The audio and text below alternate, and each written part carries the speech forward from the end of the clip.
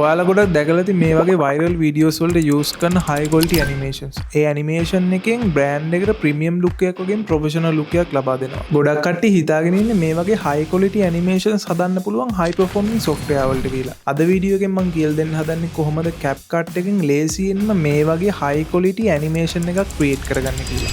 This tool is built for dirtbags. First, it lets you type in someone's name, and while rest is pretty self-explanatory. We have 3 pricing tiers, and the $447 one lets you activate their iPhone camera so you can spy. ඔයාලට CapCut එක සම්බන්ධයෙන් මොනවා හරිම දැනගන්න දෙයක් තියෙනවා නම් පහලින් කමෙන්ට් කරන්න. මම හැම කමෙන්ට් එකක්ම කියවනවා.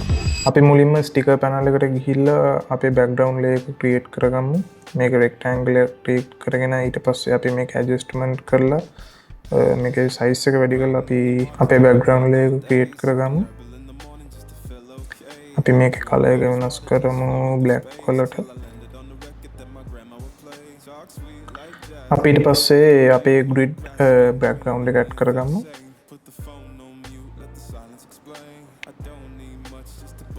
අපි මේකට marks එකක් add කරලා circle marks එකක් add කරා. මේ විදිහට adjustment කරලා අපි feather එක ටිකක් වැඩි කරගමු. ඊට පස්සේ basic වලට ගිහිල්ලා අපි මේකේ opacity එක අඩු කරගමු. 20 වලට වගේ අපි මේකේ opacity එක අඩු කරගමු. ඊට පස්සේ අපි මේකේ gradient background එක add කරගමු. අපි මෙතනින් cut එකක් දාගමු. ඊට පස්සේ අපි මේකට marks එකක් add කරගමු. rectangle marks එක. ඊට පස්සේ අපි shape එක මේ විදිහට හදාගමු. adjustment කරලා. ඊට පස්සේ මේකේ corners මේ විදිහට 100% round කරගමු. ඊට පස්සේ අපි මේකේ marks එකට ගිහිල්ලා feather එක අපි ටිකක් වැඩි කරගමු. සාමාන්‍යයෙන් 50 වගේ. basic වලට ගිහිල්ලා මේකේ opacity එක සාමාන්‍යයෙන් 60 වලට වගේ අපි අඩු කරගමු. හරි අපේ background layer එක අපි හදාගෙන ඉවරයි. අපි දැන් create කරගමු අපේ liquid glass effect එක. අපි ඒකට sticker panel එකට ගිහිල්ලා rectangle එක create කරගමු. අපි corners මේ විදිහට adjust කරගමු. හරි. ඊට පස්සේ මේකේ opacity එක චුට්ටක් විතර අඩු කරගමු. 60 වගේ දාගමු.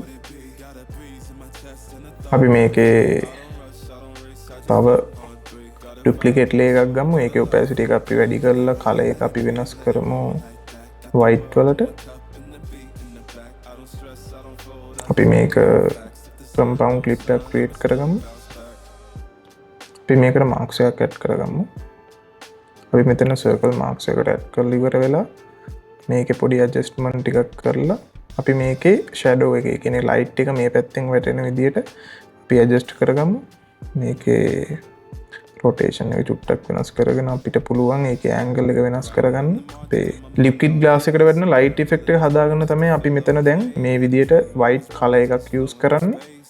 අපි මේකේ feather එක චුට්ටක් විතර වැඩි කරගමු. එතකොට ඔයාලට බලා ගන්න පුළුවන් 3D look එකක් මේකට ඇවිල්ලා තියෙනවා. අපි මේකේ 3D look එක තව වැඩි කරන්න මේකේ duplicate layer එකක් අරගෙන අපි මේක black කරගමු. ඒ කියන්නේ shadow එක මේ තියෙන්නේ. අපි මේ add කරන්න හදන්නේ shadow එක. මේකට වැටෙන යටින්. ඊට පස්සේ අපි මේකේ marks එක මේ විදිහට පොඩි adjustment ටිකක් කරමු. දැන් අපි අපේ ඔබ්ජෙක්ට් එක 3D විදිහට හදාගෙන ඉවරයි. අපි මේකේ 3D look එක තව වැඩි කරන්න අපි background එකට use කරපු gradient එක තියෙන්නේ. අපි යන්නේ gradient එකේ copy එකක් ගමු. ඒ copy එක අරගෙන අපි උඩටම දාගමු ඒක. ඊට පස්සේ අපි මේකේ blend වලට ගිහිල්ලා ඉවර වෙලා opacity එක සම්පූර්ණයෙන්ම වැඩි කරගමු. අපි මේකේ marks එකක් add කරලා තිබ්බේ කලින් gradient background එකට. ඒකේ feather එක සම්පූර්ණයෙන්ම අඩු කරගමු. අපිට තියෙන්නේ දැන් මේක අපේ කලින් අර ඔබ්ජෙක්ට් එකේ size එකට මෙන්න මේකේ gradient එක හදාගන්න එක. ඔයාලට මේක සාමාන්‍යයෙන් මෙහෙම බලන්න බැරි නම් අපිට මේක zoom in කරලා මේ විදිහට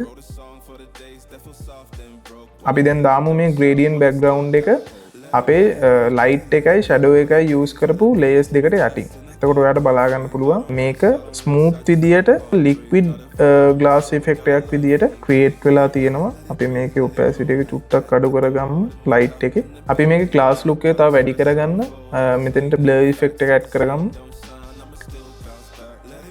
අපි මේ බ්ලර් එක දාන්නේ gradient background එකට උඩින්. ඔයාලට බලා ගන්න පුළුවන් දැන් මේක සම්පූර්ණයෙන්ම ඔක්කොම වැටලා තියෙනවා. ඒක නැති කරගන්න අපි මේකට marks එකක් add කරගමු. rectangle marks එකක් create කරගත්තා. ඒක මෙන්න මේක ඇතුලෙන් තමයි. ඒ කියන්නේ මේ අපි මේ shape එකට ඇතුලෙන් තමයි දාන්න ඕනේ.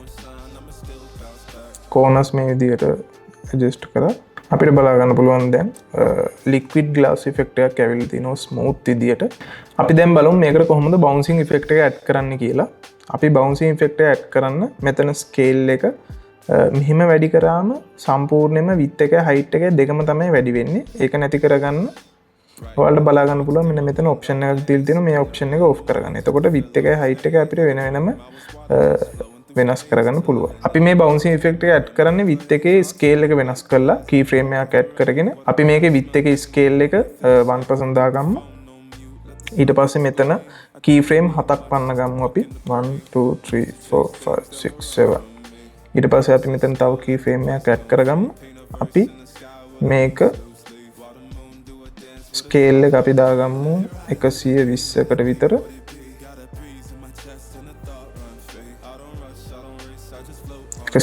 විතර අපි මේක ස්කේල් එක ඇඩ් කරගමු. අපි keyframe තව 6ක් පන්නගමු. 1 2 3 4 5 6. අපි මේකේ ස්කේල් එක දැන් වෙනස් කරගමු 80කට විතර. 80% අපි ඇඩ් කරගමු. අපි දැන් keyframe 5ක් පන්නගමු. 1 2 3 4 5. අපි දැන් මේකේ 110ක් විතර ඇඩ් කරගමු. අපි keyframe 4ක් පන්නගමු 1 2 3 4. දැන් ඔයාලට බලා ගන්න පුළුවන් මේකේ smooth විදිහට bouncing effect එකක් add වෙලා තියෙනවා. අපි දැන් මේකට අපේ text layer එක add කරගමු. අපි මෙතන keyframe 3ක් විතර පන්නගෙන තමයි අපේ text layer එක add කරගන්නේ. අපි මේකට දැන් text animation එකක් use කරමු. මම මෙතන use කරන්නේ rebound in කියන animation එක. අපි මේකේ duration එක දාගමු. duration එක වැඩි කරා. ඔයාලා දැන් බලා ගන්න පුළුවන් මේකේ smooth විදියට bouncing effect එකක් add වෙලා තිනවා.